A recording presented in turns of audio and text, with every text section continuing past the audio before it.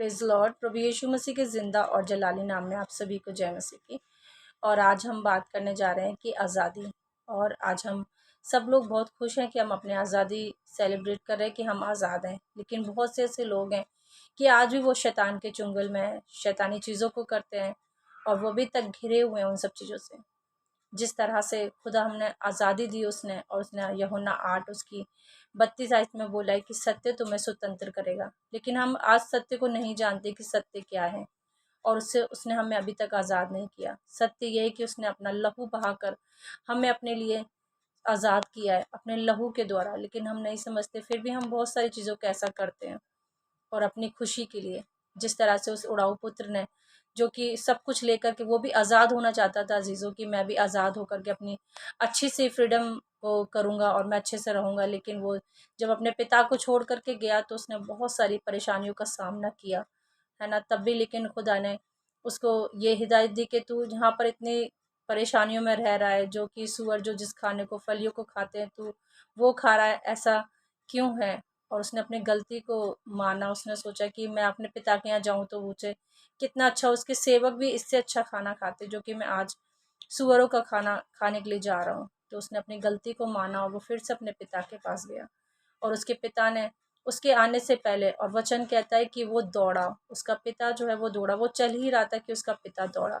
ऐसे ही हमारा परमेश्वर हमारे लिए दौड़ता है, हमें स्वतंत्र करने के लिए। कहीं हम ऐसी आज़ादी पाने के लिए तो नहीं ऐसे गुनाह में गिर रहे हैं कि हम अपनी आज़ादी तो लें लेकिन उस गुनाह में फंस जाएं हम अजीज़ों। और जब वो दौड़ा, उस दौड़ने के ऊपर भी एक मकसद है कि वो किस तरह से दौड़ा अपने बेटे के लिए।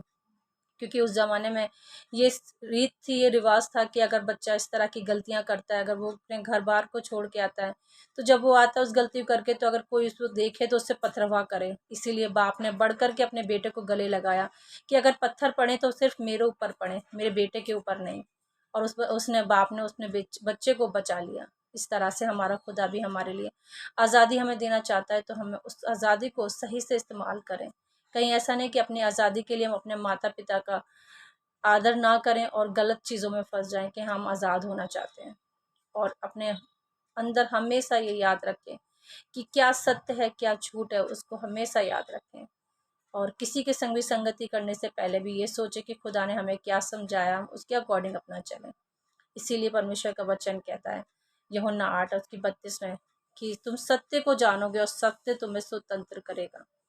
परमेश्वर का वचन हमें स्वतंत्र करता है। जब हम उसको पढ़ते हैं तो वो सारी सच्चाई हमारे अंदर आती है कि सच क्या है। अगर हम नहीं पढ़ेंगे तो हमें नहीं पता पड़ेगा कि सत्य क्या है।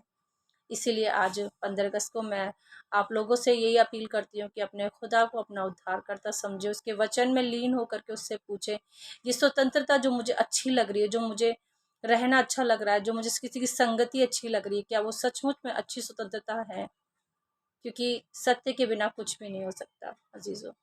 और मैं आपका आपको बस यही बोलना चाहूँगी कि अपने परमेश्वर से पूछें कि मैं सचमुच में तेरे अनुग्रह से चाहता हूँ, सिर्फ मैं तेरी ही आज़ादी को चाहता हूँ जो तूने मेरे लिए दी है। और परमेश्वर आपको फुल तरीके से, पूरी तरीके से आपको आज़ाद करेगा। परमेश्वर आप सभी को आशीषित करे। Praise the Lord.